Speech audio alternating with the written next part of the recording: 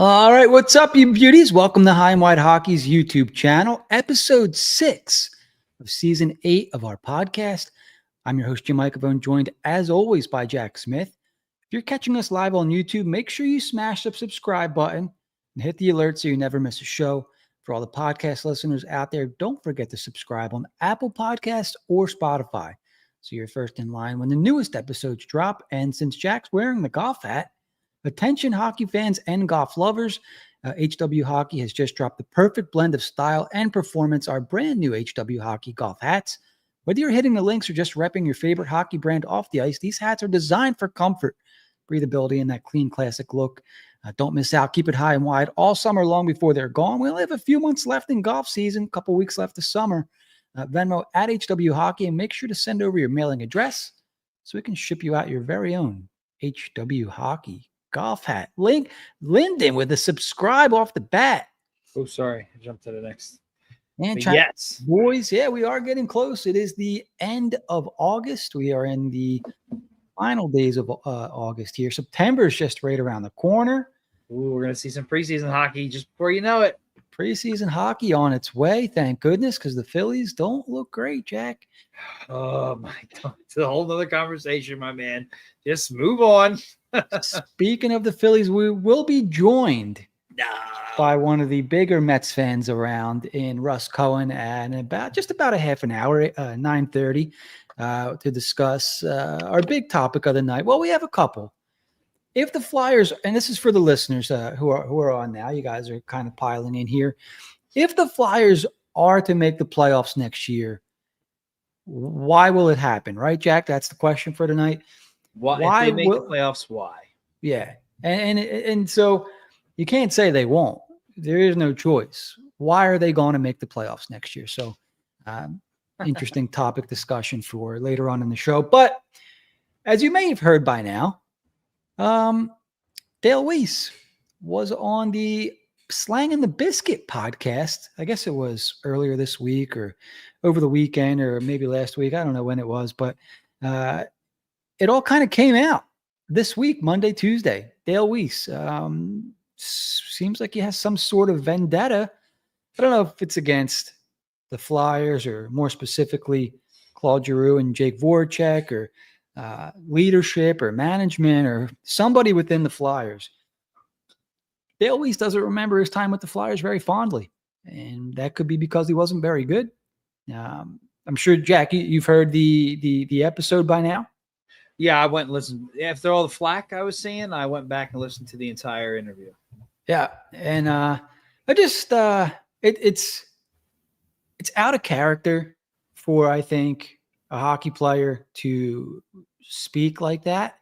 And I don't want to say out of character for hockey player because obviously these are all individuals, but I had the opportunity to speak to Derek Settlemeyer earlier today. That little snippet, that little interview will come out, I think tomorrow night. We're going to release that just to kind of ask D if, what was going on at the time? Were there clicks? What was there any issues with Dale Weise and Flyers leadership? And so you guys can listen to that tomorrow night. But it certainly seems like Dale Weise has an issue with the Flyers, Jack. No? Yeah, I mean, look, I listened to the interview and he didn't dwell on it as long as I thought he did, but what he did say in that short time was pretty telling. You can tell of all the teams he played for, his time with Philly was hands down the worst. As a fan perspective, I'm inclined to agree. He didn't, not only was it strange that when Hextall finally does something in free agency, it's to sign a fourth liner to a 4-year deal. What was that, 2016? That was just weird. It was like, why 4 years? Why are we emphasizing our fourth line? Whatever. It's, we're not ready to compete quite yet anyway. So I'll give it 1 more year, I guess. At what point, what other choice did you have? And, he was just almost from the get-go, he was ineffective. And I've seen him be effective on other teams, particularly Montreal. He spent some time in Chicago, Vancouver, and probably elsewhere. I know he had 2 stints in Montreal, and he could be effective at times, but with Philly, one of my worst memories, because it's something I actually used to crap all over Hackstall about how he doesn't know the rules of the freaking game. But it was originally what started this whole like penalty sequence thing when they were up 2 goals was a bad Dale Weise play. For no reason, he tried to like get by somebody and like clearly held the guy. And, you know, it was like, you're up 2 goals. Like he just was not a good player. I don't want to get too much into that play again, but like he would do things that were baffling. And I didn't understand. It's like, this is how are you effective doing this stuff? And from what I kind of listened into his interview a little bit, he had effective line mates as well. It wasn't just him. And obviously our team wasn't very good. So he had his worst time here. We were going through the worst time in franchise history. A lot of people were quick to come out and say, well, it's Dale Weise. He sucked. Who cares what he has to say? And, you know, to a point, I agree. But that doesn't necessarily mean what he said is 100% incorrect either. So, I mean, I don't know if you want to get into that, Jim, but the telling he said about Jake and G, were they really all that outlandish? So here's the part that makes me laugh, right? We hear all the time, if someone's to, like, let's say I'm going to sit here and say, I don't think Claude Giroux is a good captain, right? A lot of times you'll get from another fan or somebody else who's not in the locker room will go, how would you know you're not in the locker room? And so now it's like, Dale Weise, yeah, not the greatest NHL player, but this is a guy who was in the locker room, right? And this is what he's saying. And I know it's like they're trying to and look, discredit him. Because he was not good here, and he wasn't like that great elsewhere. He was just a fourth liner, but he still was an NHL player who played in very good locker rooms. And just because he sucked, he doesn't mean his opinion is not valid. And what I'm going to say right off the bat, on ice, I don't think you can question G. Like I don't understand the way he competed in close games. I know that we said something about them being up 6-1 in a game, and the fourth line gets put out on the power play, and G or Jake or both were like looking at the coach like, seriously, I want to pad my stats here, or at least that's what he implied. But you know, it's like G on the ice in a close game or a tight game or a playoff game. Like, I don't know how you can't follow a guy like that. He was fearless. He was intense. Like, that's the kind of, I don't know how you can't, kind of a lead by example kind of way. So as a captain standpoint on the ice, G's kind of undeniable to me, but the locker room is a whole different animal. It's a complete different aspect. And no matter how good you are in the game on ice, doesn't mean you're going to make a great captain. And how many times have we seen teams like they're getting away from it a little bit, but they just make their best player the captain. Doesn't matter if he can talk to anybody or has a personality. It's like, oh, you're our best player, you're the captain. You know, and so I don't think that's always the best thing. I mean, clearly it's not. And, you know, I don't want to blame them completely, but I think people, because they love G so much, they just want to just forget about like that stuff. Like it didn't happen. Like it clearly happened. Like you, Jim, and myself have been watching the Flyers since the mid to early 90s. The G captaincy era was hands down, far and away, not even close, the worst era in Flyers hockey in their entire history. It was embarrassing. They barely, if you made the playoffs, we have a banner. They made the playoffs.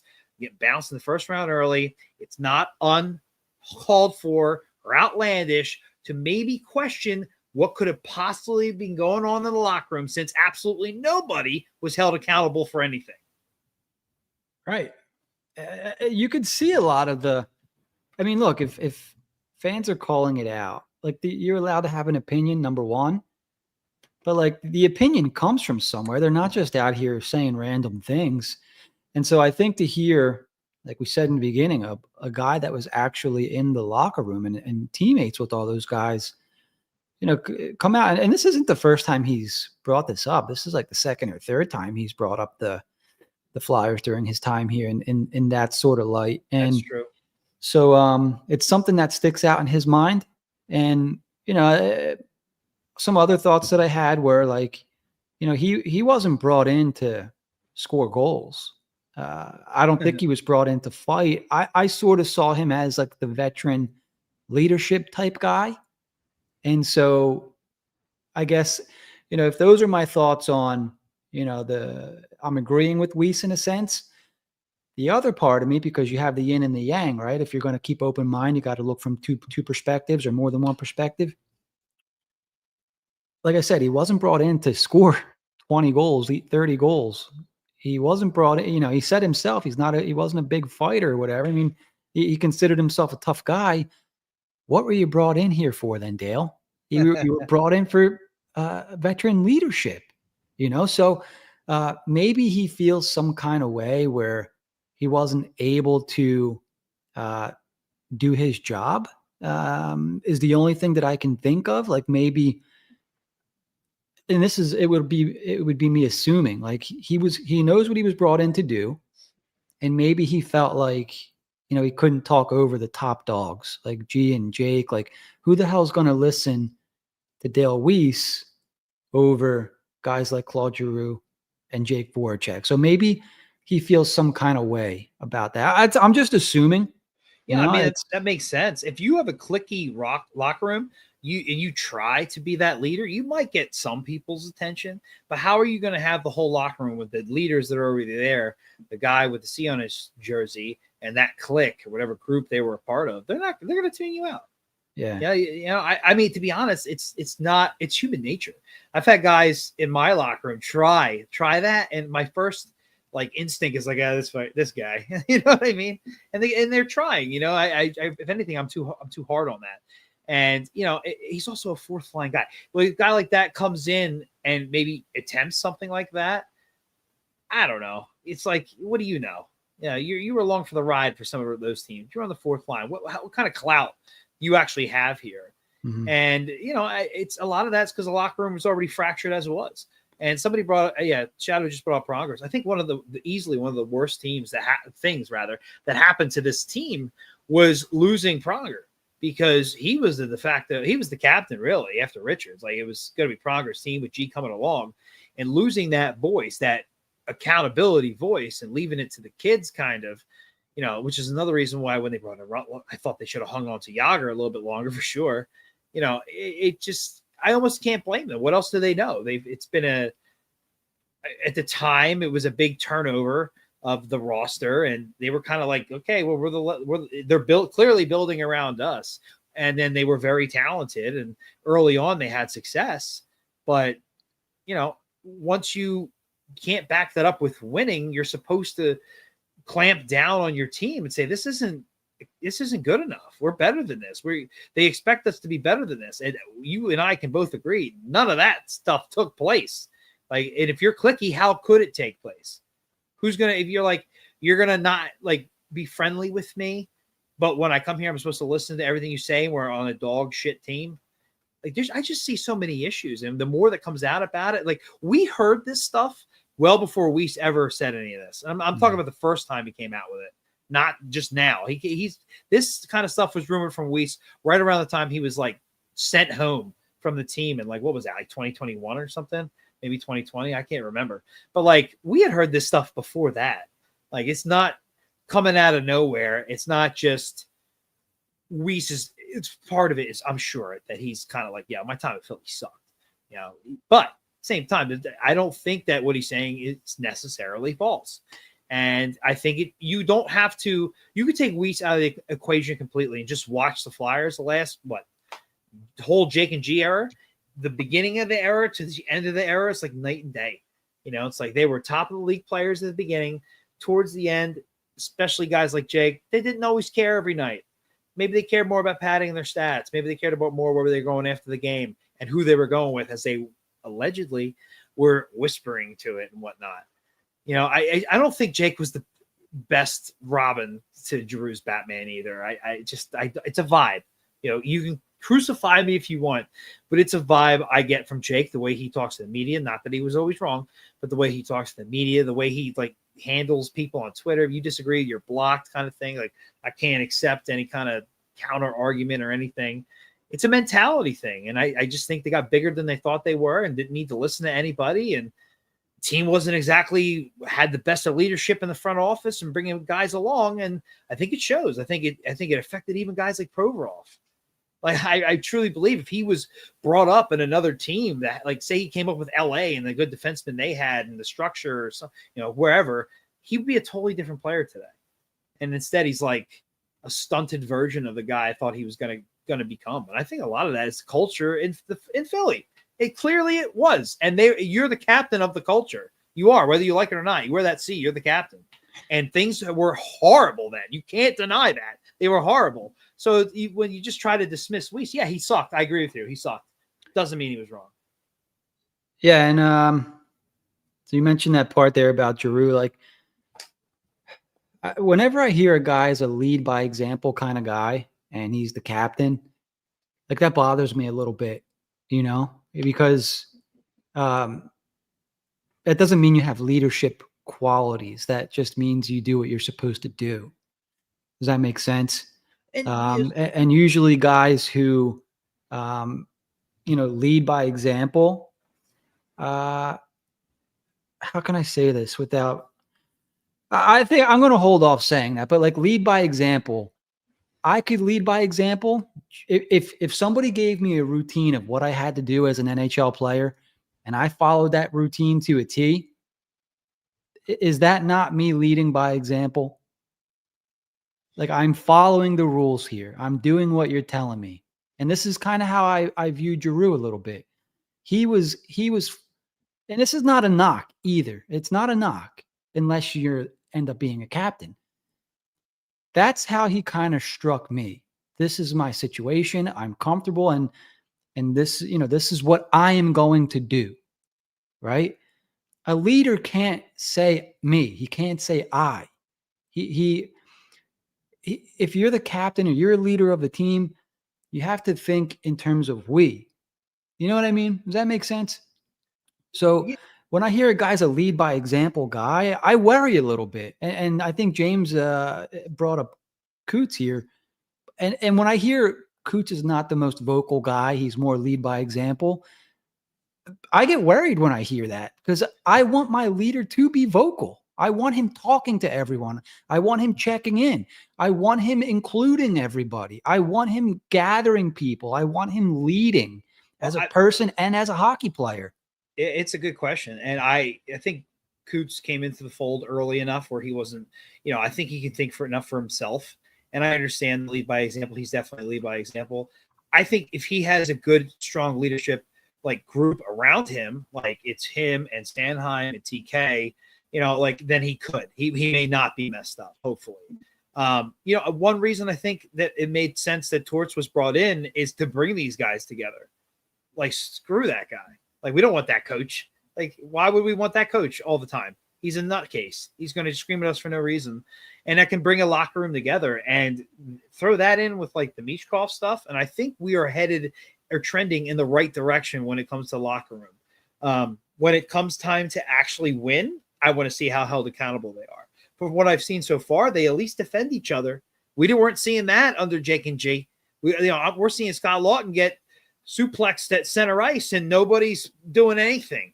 They're skating away. They don't give a rat's ass. We saw a lot of that. We saw a lot of shellackings where they didn't even fight back against division rivals, hated division rivals, most embarrassing games of my life, And they didn't give a rat's ass. They didn't. The big Lake Tahoe game, I can't wait. They got blown out, and it happened early. Like, it's so tired of that embarrassing crap. If that doesn't happen, if they actually it's time to win and they turn it on and they start winning, then I would say that Coots wasn't affected. I think that the message stuck. They understand that it's one of the reasons will G ever come back? From what we understand, management isn't too keen on that, at least not at this time, because they don't want it to revert back to G's locker room. They want Coots to have his own voice and have it be his locker room with his leadership group and see what kind of support he gets and go from there. So there's a reason for that. So when you say, did he mess up Coots? It's like, well, if they're trying to keep them separated, they couldn't have been too happy, but I think it's more of a overall thing. But also Coots definitely, I'd say the jury's out. And he's also in a unique situation where he's not nearly the player he used to be. So I think you naturally maybe as a veteran become more of a leader in that regards as well. Ultimately, time will tell because, when you're rebuilding, who knows? But when it's time to win, that's really going to show some character there. And meet a lot of problems down the road, and you're going to have to get past some things as a team. You're going to look to your leader. So we're going to see how it goes. And I think pretty early we're going to, because he can lead by example for how much. He's not the player he used to be. So I think we're going to see. So, and there's going to be a big difference between G and Coots, in my opinion. Well, I'm going to be interested to see how he does without Torts, right? Because let's say the impression that I was getting from Tortorella was, and not that he was the star, not that he was the star of the show, not that he wanted to be the star of the show, but I was getting the sense that like it was his locker room. Do you know what I mean? Torts, and that's not usually the case with coaches. Usually, and you heard Weise kind of talk about it a little bit. Usually, if you have a good locker room, the players run the locker room.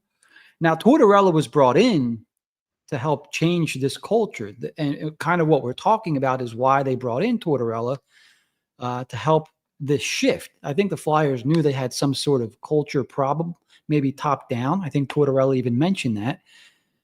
But I'm interested to see Coots now without Tortorella, because we know that they didn't get along. We know that Coots was not very fond of Torts, and we know that Torts wasn't very fond of Couturier. So now let's see Couturier as a captain without having to, worry about whatever relationship he had with Torts, right? Like it's a brand new start for Couturier. And the way he finished last year, once Torts was fired, he looked like he was somewhat rejuvenated as a player. I'm wondering if we can see that translate into next season. Yeah, I hope so. I hope it's an ongoing thing. I hope he's getting healthier, because I hope it doesn't just last, a couple games at the end of the season there. And this is why this season's going to be, and you're going to want him to connect with, I almost said AV, Tocchet. Like, it's going to be huge for everybody. And, I didn't think of it. We're going to talk about eventually, Flyers make the playoffs and I didn't even have this listed, but one of the reasons could be Coots' leadership and how he meshes with the coach and everything that goes with that. And I don't know how we got a little off topic. We were still talking about Dale Weise and whatnot, and as we lose Jimmy, and I just stall for time. Okay, there we go. But yeah, just to wrap it back to Dale Weise, like, in that, really not so much Weise, is more so the leadership group at the time and what they were going through and where they were. I no matter who said it, you could just watch the team and know it just wasn't up to snuff, and it's going to have to be different this time around. And Jim, I was saying, I didn't want to jump into the next topic, but I didn't even have this listed. But like, if the Flyers were to make the playoffs, like, one of the reasons would, be Coots' leadership and him meshing with the new coach. Yeah, could be. Yeah, so we have about, what time is it? We got about 5 more minutes till Ross pops in here. So what other topic did we have here? We had 2026 free agent class worries. Why don't we talk Mason McTavish, Jack? We talked some Owen Tippett rumors last week. Had the opportunity to talk to Anthony DeMarco.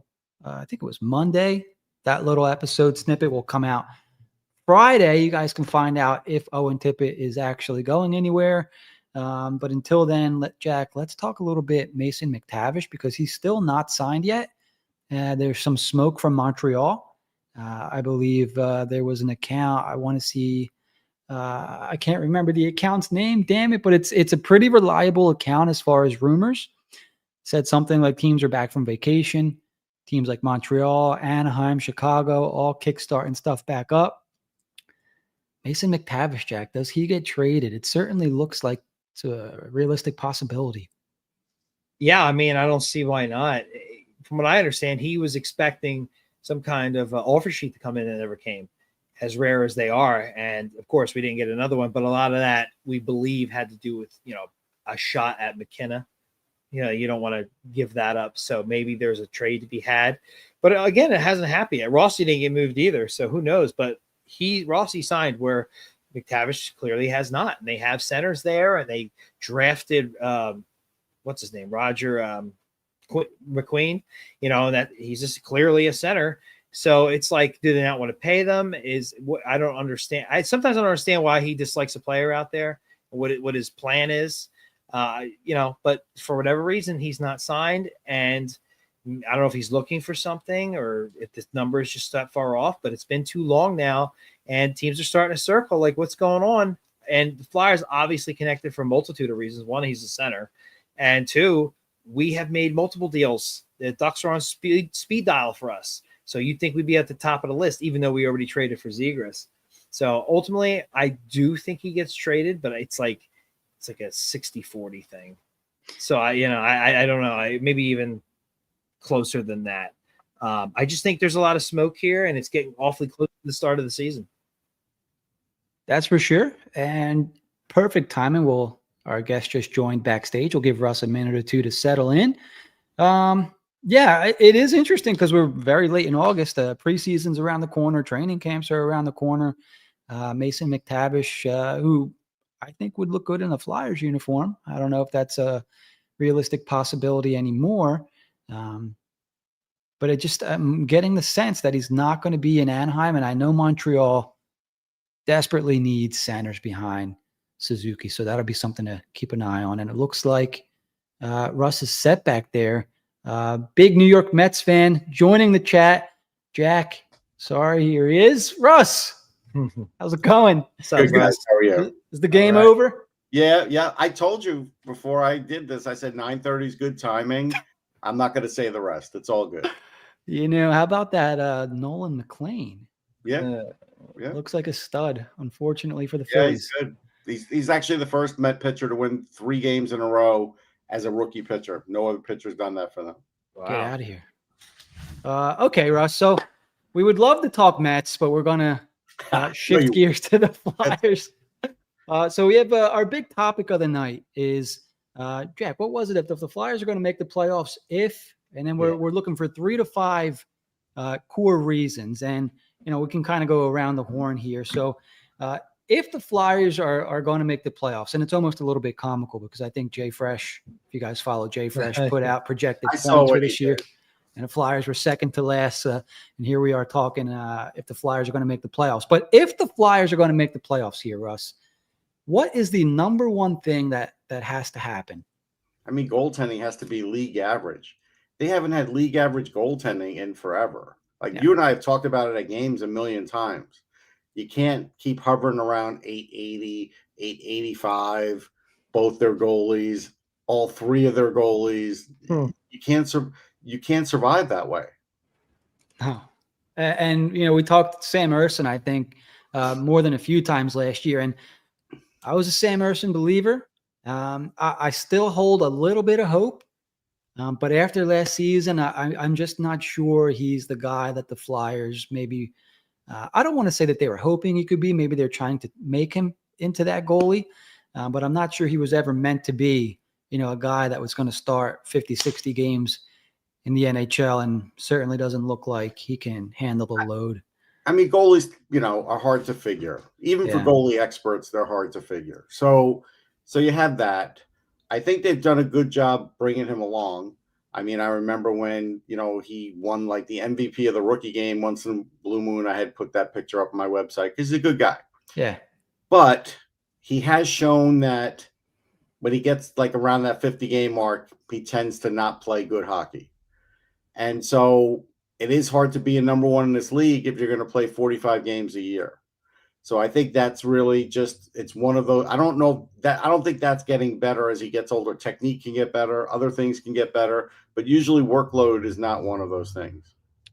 You think it's just like physical fatigue, mental fatigue, like he just hits a wall? I don't know. I mean, we've seen him hit a wall. We've seen him, I know for a while people were like, well, there were injuries and he was injured and this and that. And okay, but now when you look at his body of work, you're like, yeah, he's got 110 games under his belt now, 88 save percentage. It's good enough to be a 1B. It's not good enough to like lead the team. And if you're wanting to be a playoff team, it's got to be better. Do you think, look, I'm not going to say something dumb like, do you think Dan Vladar is the answer? But do you think Dan Vladar is enough to give Urson that boost to get him across the finish line? I mean, it's going to help him because, last year they really had nobody to go to. They tried. It didn't work out. I mean, look, Alexei Kolosov's not helping that team in any way, shape, or form. The contract, the fact that he plays once in a while, the fact that he wouldn't go to Lehigh after the first time, all those things are bad. So it doesn't help the goalie situation. I think Vladar will help solidify it to some degree, but even he's largely unproven. Like, I like him. I think he's got talent. Is he much better than Sam? Maybe 1 year, maybe 1 year not. So it's not enough. I don't think he's enough. And clearly with the emergence of Dustin Wolf, they were like, Calgary was like, well, we don't really need him anymore. Yeah. I mean, look, I know that the goalie market wasn't, as appetizing as they would have liked, but, they're bringing in another guy with the sub 900 save percentage. So it's not exactly inspiring for me. But I want to build on something. You tweeted something about Zavroyan and so I know somebody, Brad Allen, who's great with goalies. He's on Hockey Prospect Radio and he loves him. He thinks he is the goalie of the future, but still he's under contract. So you don't know when you're getting him. Mm-hmm. He could be another 2 years away. And then you hope he could play in the NHL. Maybe he doesn't. Maybe he plays a year in the AHL. You don't know. So with that situation, I was kind of surprised that in this draft, the Flyers did not draft a goalie. Because when you look at their roster for the upcoming rookie series, you have Bjarnason. Oh, yeah, you have Bjarnason. Now, Zavragin's over in Russia, and Kolosov should play in that tournament because they need more goalies, and maybe a couple of those guys that were in dev camp will be there, but they clearly need more goalies in the system. And this was a good goalie draft, and they didn't get one. That was shocking to me, especially because there was a few Russian ones, and they clearly have the connection, right? And they didn't take anybody. No. Yeah, I was right. And there's so many names I like too. All those second round picks, there wasn't one. Yeah, that was shocking to me. I liked Ravensburg, and okay, if you didn't want a guy like that, fine. I mean, I don't know why you wouldn't, but okay. Hey, I like Murtaugh a lot, so it's fine. I'm not going to kill him on that, but you're right. I mean, there were plenty of others. Do you think that they're potentially trying to expedite Bjarnason a little bit here? Because he's kind of, I don't want to call him the forgotten man, but he was picked around before. He's going to be in Lehigh Valley, which, he's 20 years old. I can't imagine he's going to be starting the majority of the games. I don't know who else is currently down there, but do you think they're trying to expedite things here?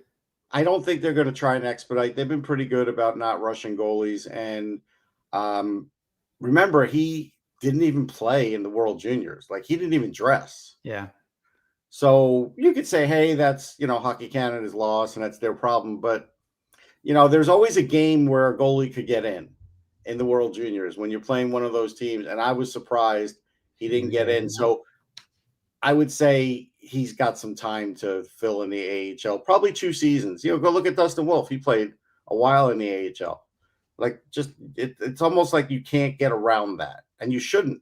No, I agree. Let him cook down there, unless he's putting up remarkable numbers. Let him cook. There's no reason to rush goalies. No, So I agree with you. All right, let's move it over, Jack. If the Flyers are going to make the playoffs next year, give me your number one reason. Well, goaltending is the number one reason, but the number two reason, sure, I will go with they definitely 100% need to find a way to improve the power play. I mean, my God, what were the only team to finish 33rd or something crazy stat? Just ridiculousness. We are finally moving on from Rocky Thompson, so we'll see what else the world has to offer. Whole new coaching staff, Michkov, Zegras, which could come up later. Maybe some guys like Drysdale really blossoming. I'm expecting it to hands down be better. I just don't know how much. If again, like with goaltending, if you get to league average or even a little bit below league average with the power play, you're talking how many points in the standings right there. So I think outside of goaltending, power play is definitely what they need to improve if they were to make the playoffs. I would agree. And it would be a lot of fun to watch, at least a middling power play as opposed to bottom of the barrel for. Just be like 15th in the league. I mean, Yeah. But again, I mean, Rocky was there way longer than anybody could have imagined. I mean, they've been bad for 2 years on the power play.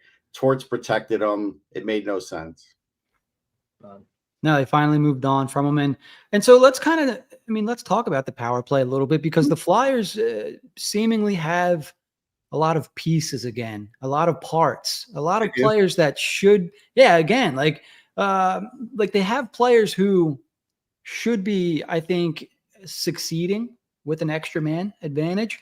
Guys like Drysdale, thinking of guys like Tippett, Forster, Konechny, who I don't think historically has been a big power play producer. Maybe it has to do with the lack of center. Maybe it has to do with the lack of power play creativity. Jack mentioned Rocky Thompson. Russ, what are some of the ways that the Flyers could fix their power play, do you think? Well, I mean, Jamie Drysdale has to be a power play quarterback that you can count on. They don't have a power play quarterback that they can count on. Again, when Shane Gostisbehere was good, like he was devastating on the power play, then all of a sudden he couldn't hit the net. They have Cam York, who couldn't hit the net either, and that's why he stopped getting power play time. Now, when things went really bad, he should have gotten another chance, but he just didn't. That's Torts. But he doesn't hit the net. So he's got to hit the net, or Jamie does, somebody does, and you would think it would have to be Drysdale. I mean, again, I watched him in juniors. I thought he was a terrific player. Thought he'd be a really good NHLer. He still might be, but he's underwhelming right now. And, last year, if you want to say his second half was better, I won't argue with you, but the power play wasn't. No. And so, to me, he has to be the power play quarterback. You don't want Sanheim there. That's not his thing. He plays too many minutes as is. You could have York there, but he has to actually hit the net, like I said. So, it's up to Drysdale. He has to do it. And if he doesn't do it, and they don't get a number one defenseman, let's say, in that next offseason, or don't draft one, which chances are they're not going to draft one that could play in the NHL anyhow, even if it's Verhoeven, I don't think they're going to get him. So what are you going to do? You're probably going to use Mitchkov at that point, at the point of the power play. They might get to that point, but, you got to exhaust all your possibilities first. So Drysdale on the power play would be huge. Having somebody go to the net would be nice, because that's a big thing. I mean, if you're at least getting your shot on net, if there's somebody around the net for that rebound, whatever, it's critical. You can get so many goals that way. Wayne Simmons scored a ton of goals that way. They don't have the appetite for it, but they're going to have to get the appetite for it. Tippett was weird because when he was slumping on the power play, then they put him on his offside, and he can't shoot his shot on the offside. It just doesn't work for him. He's not that guy. He's got to be on the one side. So, but he's another guy. Shooting percentage I've talked about for 2 years. It's horrible with Tippett. That's the reason he hasn't gotten to 30 goals. Power play, getting the shot on net, scoring would be big for him too, because there's no reason he shouldn't do it. And so, I wouldn't even worry about Konechny. He gets power play points, but maybe not to the degree of a high guy. But they have so many other guys. Forster's really good on the power play. But the thing with Forster is, and it started to improve, his feet. His feet aren't always set when he's shooting on the power play. And so that's something where it's it's got to be ready. You got to, when that puck gets there, your feet have to be ready. Yeah. Then set your feet and shoot. You don't get that kind of time. There are times he does look like a baby giraffe out there, right? Yeah. And so Russ, I've been you're preaching to the choir a little bit there, because the power play doesn't have to be some magical scheme. No. It can be as simple as get a shot through from the point, clean up the garbage. You know what I mean? And I think the Flyers have a Drysdale who could create his own shot. He can get it through. And then you have big bodies. You have Tyson Forster. Look, I know that Owen Tippett might want to be, shooting from the outside, things like that, but he's a big body. Yeah. Put them in there. Get these guys in there, get them involved. And who knows, it might wake some of these guys up, taking a couple whacks around the goal kind of thing. Yeah, the other big thing is, because we know Mitchkov's going to get his power play points. That's not an issue.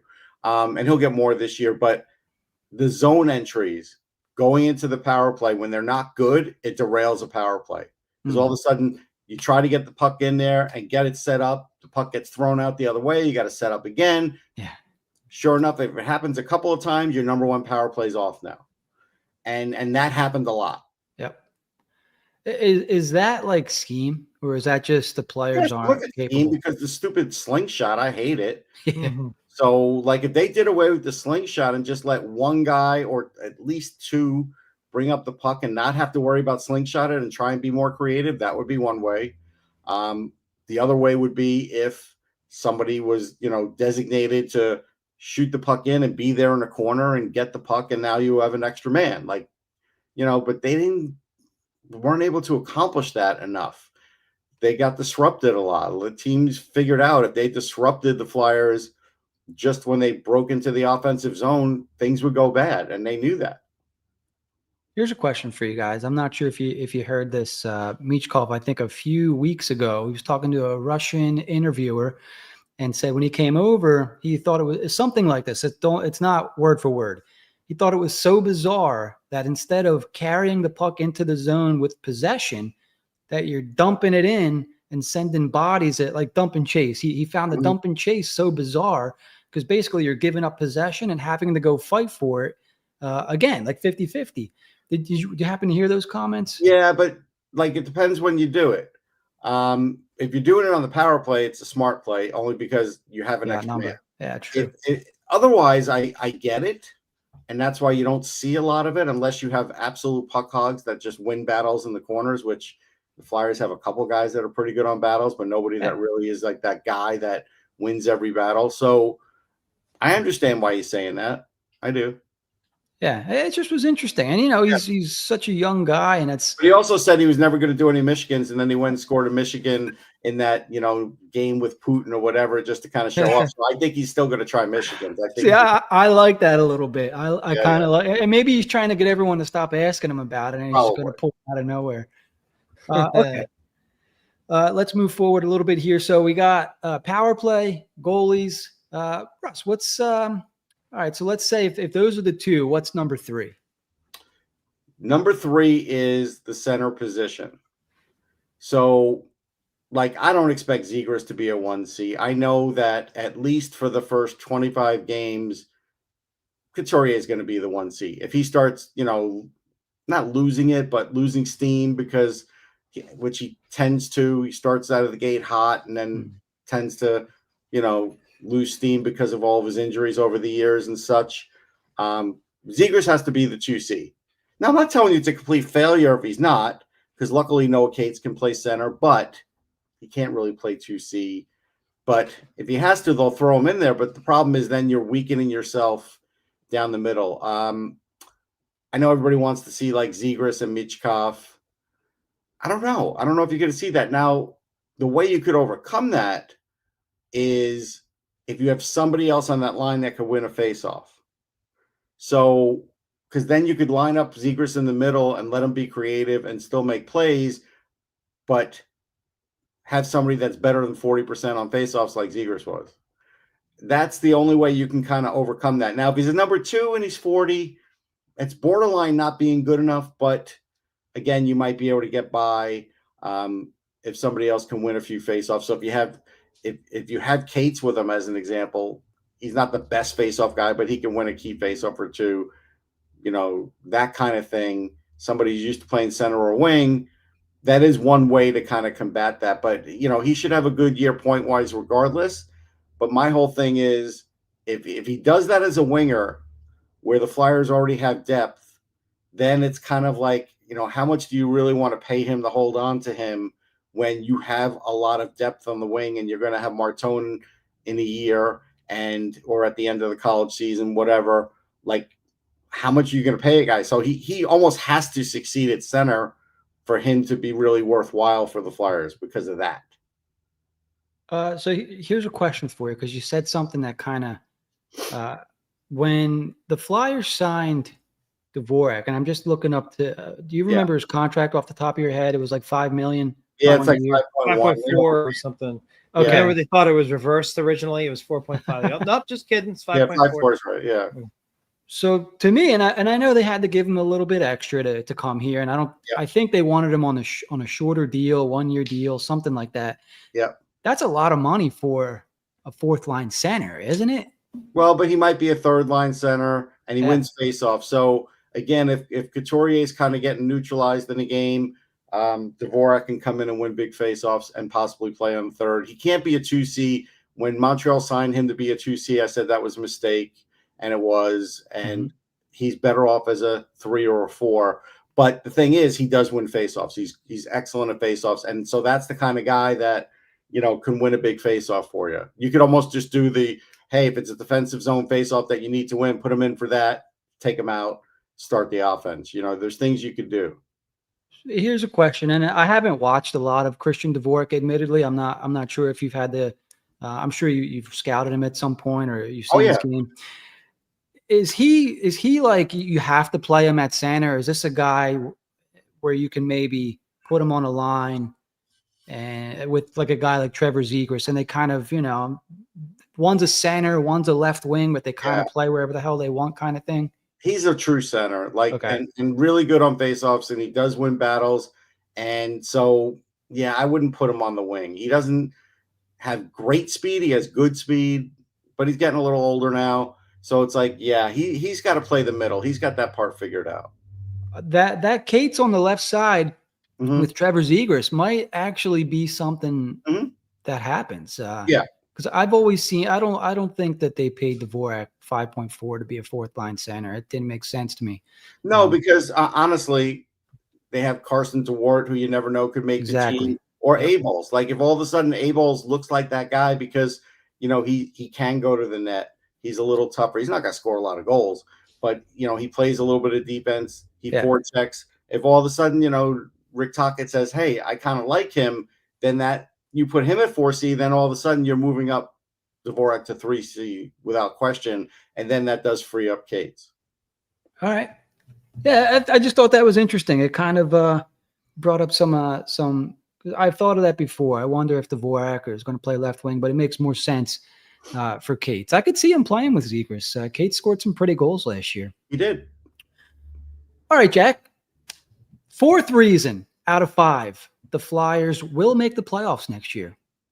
All right. So, I mean, Russ basically talked about center. My number 3 was like Zegras. So I guess we'll just kind of mix those two together. So, for me, I think it's going to be overall progression from the youth, from the Foresters, from definitely the Tippetts. We talked about Drysdale. Like, anybody they bring up from the AHL, whether Andre gets another shot or it's your boy Jim. And, even Cates, guys like that, whether it's on the ice, leadership roles, things of Bobby Brink as well. Like if those guys can just take a step forward, maybe some of them take significant step forwards in general. I kind of put Michkov's own personal thing separate.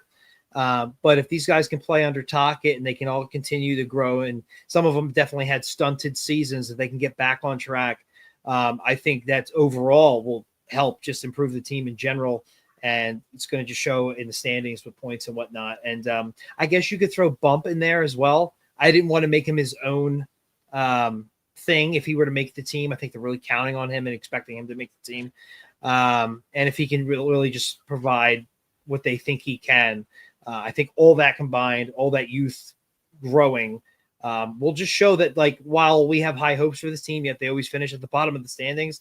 This is what we were waiting for. And, they may not be there yet, but they're clearly moving the right way. And that would be overall just be a great sign for a team that lately has not been very good at developing players. What do you think a jump looks like for Tyson Foerster next year? Putting you on the spot. I mean, a jump would be, like 30 goals. Yeah.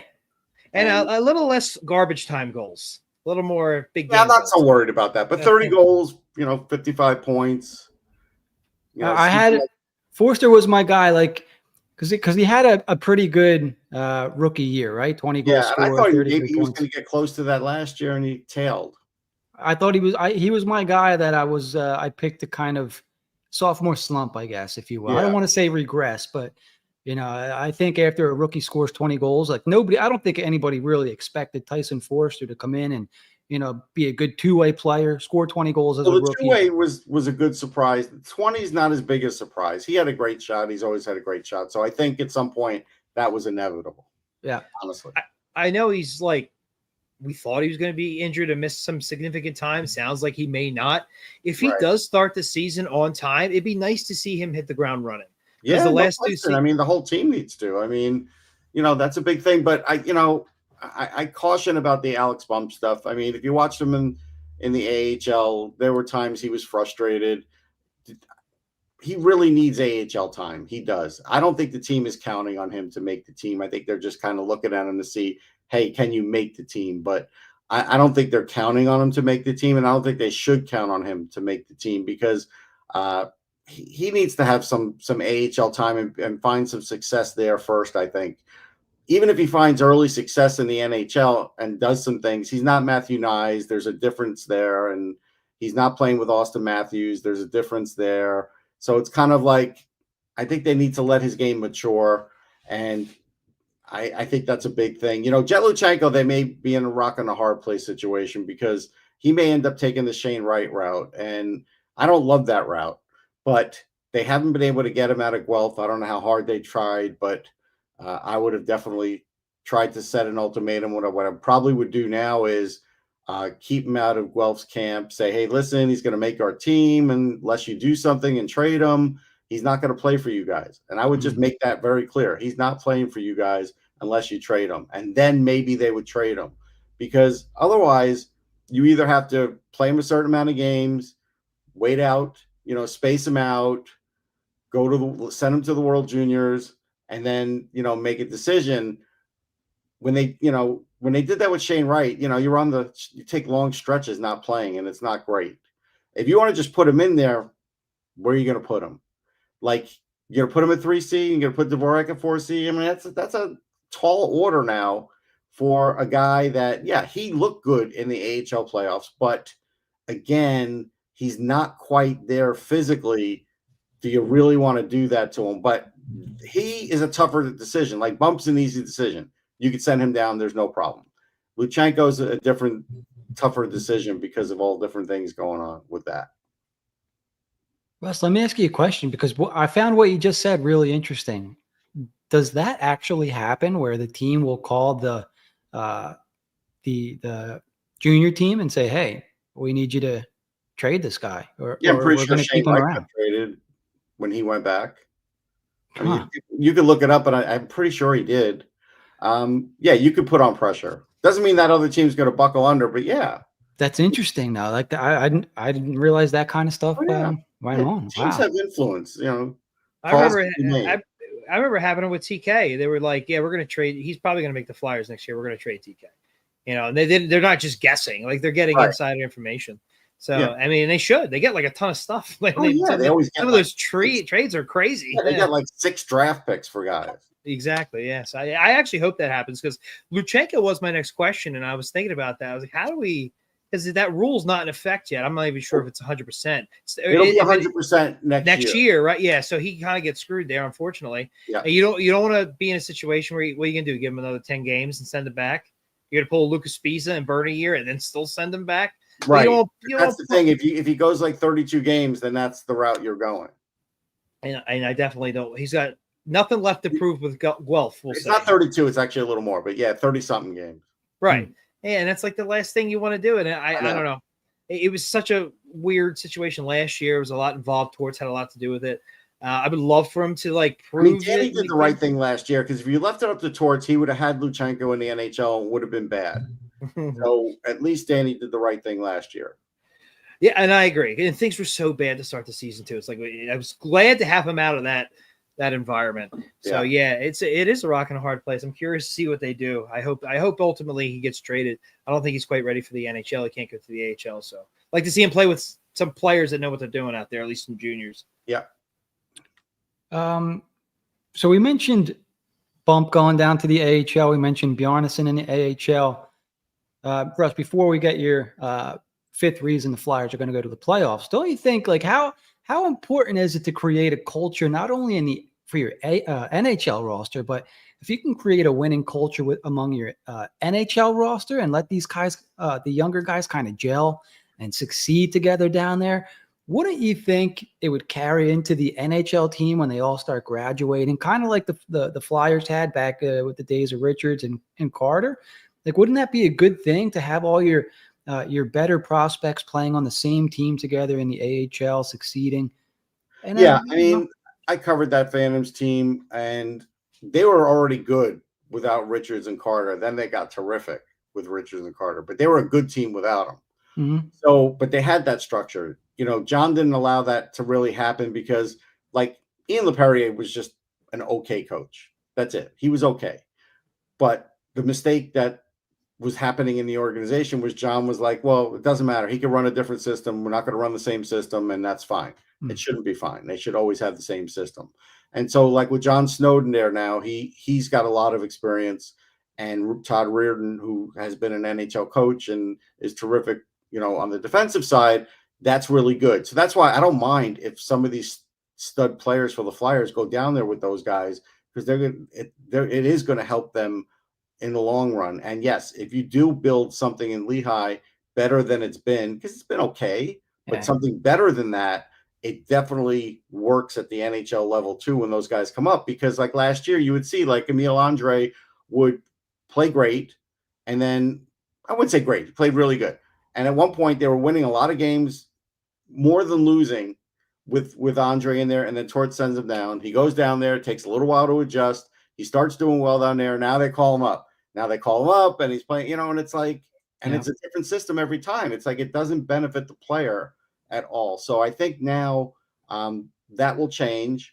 And so there'll be more continuity with that. And I think with more continuity, like I always go back to the Rochester situation coming out of the lockout, where they basically brought up at least one line, maybe two lines from Rochester, put them right in the NHL, because they already knew how to play together. They already knew what system they were running, and they were off and running.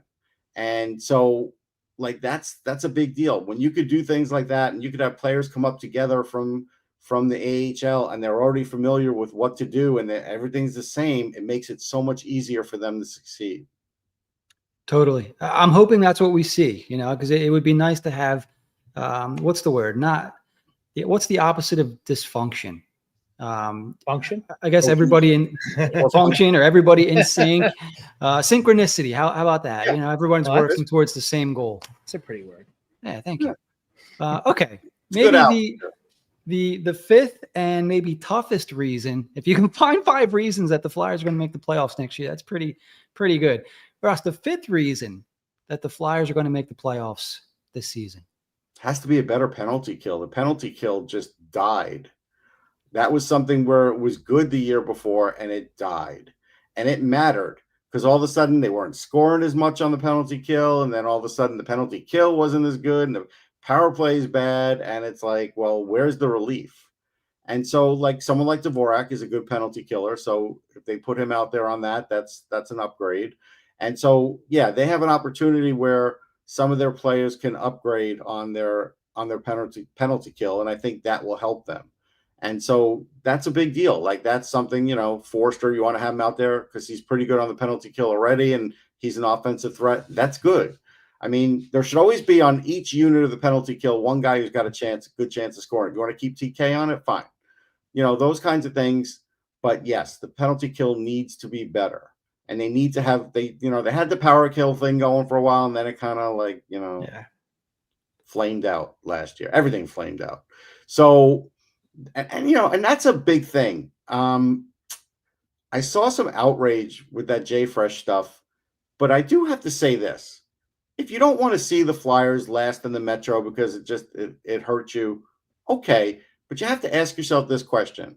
Who exactly would they replace in the playoffs, in the playoff picture? Are they better than Montreal? I don't think so. Are they better than the Islanders? I don't know about that, because the Islanders were without Barzal, and then Sorokin got hurt on and off. And again, they have Sorokin. And if they have Barzal, their power play is better. And now they have Schaefer. So it's like, I think it's easy in a vacuum to say, oh, they're going to be better than this. They're going to be 6-8 points better. But there are some teams that were bad last year that really aren't that bad. And I He think has that's teams like the Blue Jackets who the seem like Blue they're on Jackets. an upward trajectory there.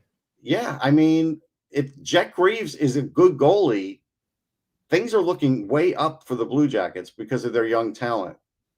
I mean, you go look at some of the, goal scoring that they have and everything else, and the Blue Jackets could be really good. Werenski's an all-timer. Yeah. Like he's, that's a guy who will star in the Olympics for Team USA. Maybe he'll help them win gold. That'd be And, nice. And that's a big deal. But, Jet Greaves, like that's something that I don't want to say came out of left field, but was a nice surprise, right? You looked at that and you say, okay, that's a big deal. But the funny thing is when I looked at the Blue Jackets, and I'm pulling up their scoring because, the Flyers scoring, we know they, I looked up a stat the other day. They were 9th in shots, but like 19th in goals. Huh. And that's not a great place to be.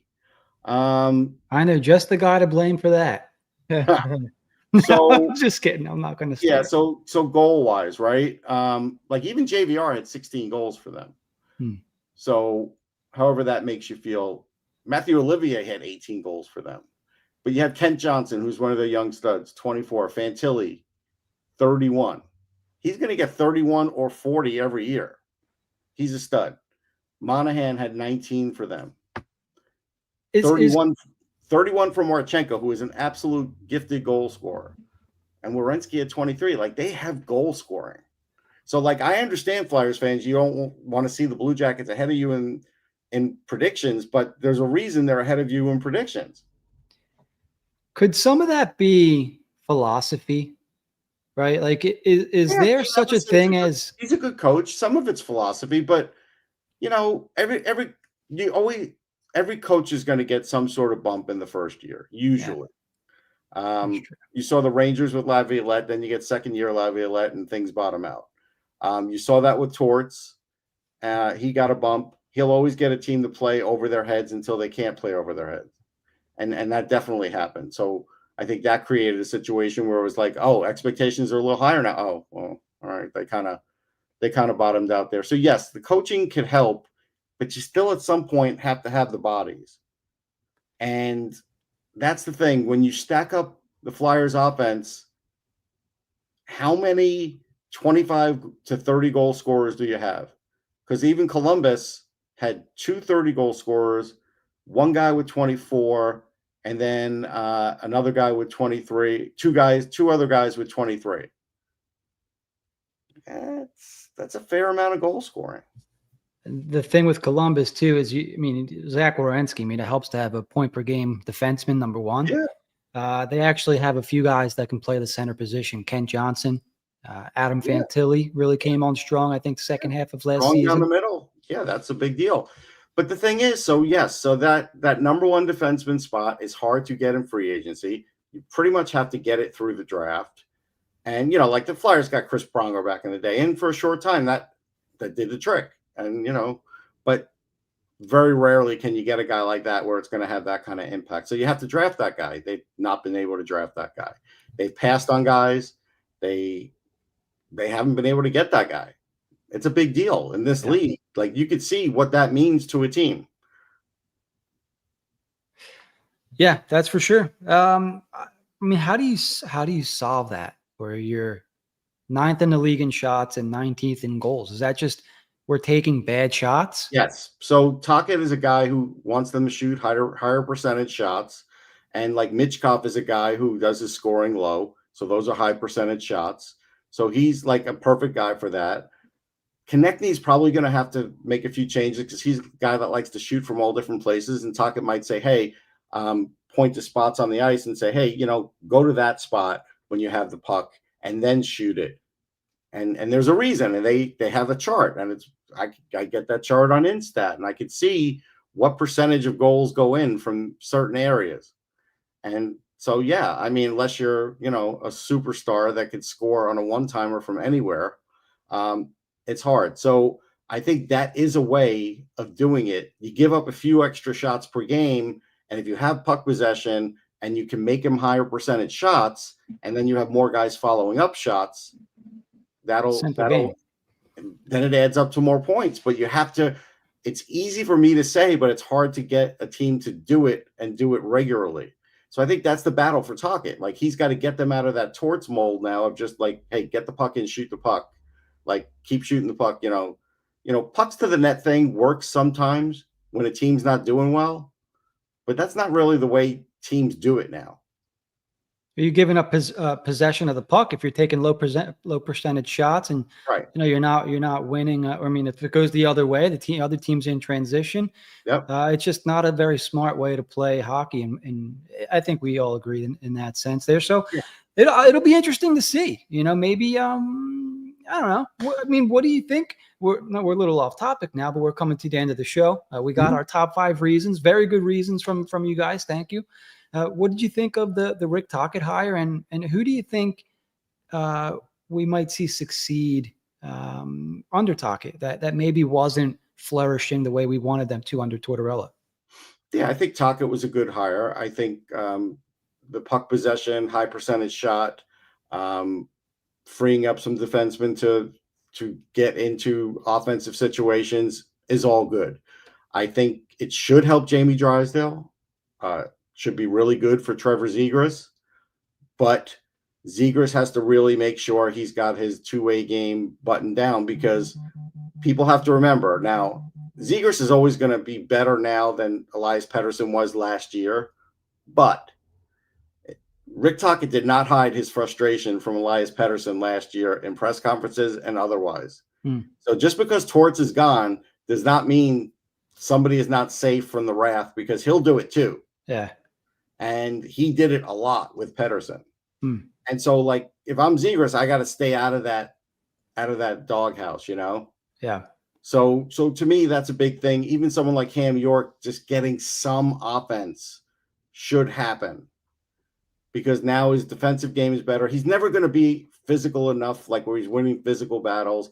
I know, he's gotten physically stronger over the years, but he does lose some puck battles. But where are they going to play these defensemen? Like, is Cam York going to finally get to play on his natural side, or is he going to have to keep playing on his offside like he did for 2 years with Torts, right? Yeah. Even Sanheim joked about it. He was on his offside so much. It does help a guy. It rounds him out, but sometimes it does strip them from some of the things that they're really good at naturally too. And don't you want that? Don't you want to maximize your player's strengths? You can. Like, obviously, if they have a situation where, hey, somebody's got to play their offside, then so be it. Yeah. But Torts would force guys to play the offside. Yeah. Yeah. Maybe it makes him healthy. That didn't have to happen. No. But Risto being healthy is a whole other show. Like, that's, Yeah. Yeah, for sure. Okay. Well, maybe we'll have to do this again before the season starts or something, Rush. We really appreciate you coming on, just kind of, shooting the shade here, talking, if the Flyers are going to make the playoffs. Like, if it happens, great.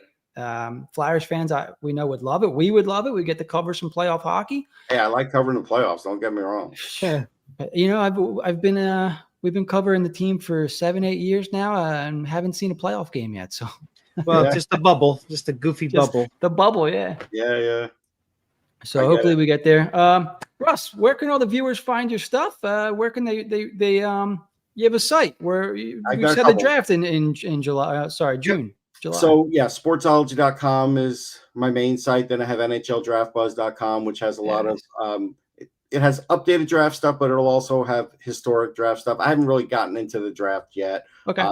At the Fall Classic, I'll start doing that. I'll be there in a couple weeks, so that'll start falling in. Also, Elite Prospects, Off the Post podcast. Those places are good places to start. You can buy my book, Game Winners. All good places to start. I got it back there. It's on the bookshelf. Signed copy too. Okay. So you mentioned Elite Prospects. This will be for another show, but that's kind of where my Zavragin tweet came from. Okay. He wasn't in I don't think he was in top 10 of the list or goalie list, something there. I have to go back. Yeah. We did put out a goalie list, and so I think, again, goalies are polarizing. He would be in mine. Okay. I'm not a goalie expert, like, I fully admit it, but after talking to some goalie experts, I kind of concur that he does look really good. Like, he looks like that guy, but I will never use the words like Sorokin or Shesterkin, because that's a super high bar. Hmm. Even if he's just below that, that's really good. That's way better than what they have. Yeah. My thing is, once we set it, you can only go down, right? Like it's hard. It's hard to be better than that. That's why I don't generally give comps on players, because that's what happens. You say, oh, he's this or that. Like, like Konechny. I always go back to Konechny in his draft year. On the draft sheet, they had him as a center, and I'm like, he's not playing center. And he's never played center. They could have maybe compared him to some players that, and like you wouldn't have compared him to Brad Marchand, because Brad Marchand wasn't Brad Marchand even then. But like if he was coming out now, you might do that, and it would be just short of that, and then people might be disappointed. But Konechny's a really good player, so like that's why I don't do that, for that reason. Totally, that makes a lot of sense. Jack, any last thoughts for Russ before we let him run? You know what? Now that you bring it up, just one. Russ, if you don't mind, real quick. Obviously, you're the draft guy. What was your initial reaction and overall thoughts when the Flyers traded up and selected Jack Nesbitt? Okay, so I go back to I have so two things. I have a SoundCloud. It's under Hockey Streams, or you could look up like Russ Cohen SoundCloud, or even Off the Post, and you'll find my SoundCloud. And so that draft and the next draft, the way it's run now, it's a little weird. And so guys come at different times. They didn't really have it all down for the first year of being this decentralized draft. And so it was funny, because it was like, I had just gotten done interviewing somebody. I don't remember who it was. And I was putting up a video or something online, and Porter Martone looks at me, because I'm standing like not too far from the TV, and he goes, "We're picking next." And I'm like, "What?" And he goes, I'm like, "Oh yeah, son of a gun." And so like that's how into what I was doing I was. I wasn't watching the TV broadcast, but Porter let me know. And so like I'm watching it with them, and they take Nesbitt, and then I have a quote from him on my on my SoundCloud about Nesbitt, like, because he knows him better than I do. I was surprised. I don't know if he's a 2C. If you asked me today, I would tell you no, but we'll see what happens down the line. But I think he's really good. He could be like a top 3C. He does have some offense in his game. I don't think it's super high talent offense, but everything else is terrific. The grit, the leadership, all that stuff, the forechecking, all that. So I think they wanted the size and all of that, and that's fine. There were other centers that definitely are going to score more than him. But if they want size up the middle because they have size with Martone, and that's kind of how they want to go, okay. So, but did it surprise me? Yes. I work with Shane Malloy. He does Hockey Prospect Radio, and he told me maybe a year ago that most of the time when teams move up in a draft, he's looked at it and you lose value. And so with that extra pick, they definitely lost some value. Now, sometimes you have to get the player you want, right? So if they want, somebody's yelling in the room, get this player, Danny got him. So Danny's doing his job. But, you definitely lost some value right off the top, and you hope you make it back on the back end. But if he's a, really good all-star player, nobody's going to complain. I just don't know if he's a 2C. I always try and tell people 1C is just super, super hard, but 2C is a really hard position. Just think about, I go back to Kirby Dach. He, Montreal hasn't been able to fill that 2C spot since they signed Voracek to do it. It's a long time ago. Yeah. And Dach hasn't really done it either.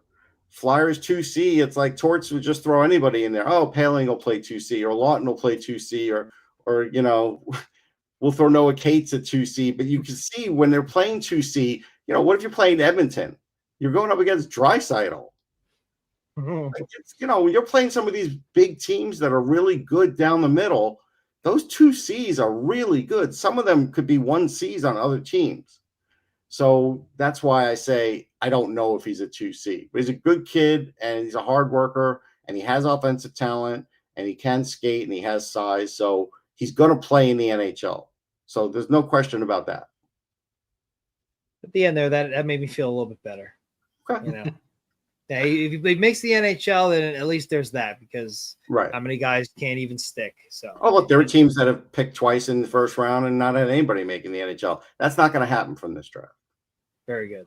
I'll take it. I'll take it for now. That's good for me. I know you just. I understand the fan base's bar has been lowered over the years, like it has, and I get it. But I do think things will look up. But the goaltending and the 1C and the 1D, those are still things, unfortunately. Yeah. Mm. The all elusive. Mm-hmm. Like Couturier was that guy. Until the injuries, he was that guy. Yeah. Everybody knows it, but things happen. Oh, we just have the best luck here in Philly. What can I say? It really has been bad, hasn't it? Like it really. If we want to do an episode where we just do all the bad things that have happened in the last even 5 years, we could have like a 2-hour episode. But all right, we'll wrap this one up on a high note here. Russ, thanks again for hanging out with us. We always appreciate it. Always good seeing you. Hopefully enjoy the rest of your summer. I will be seeing you a lot soon.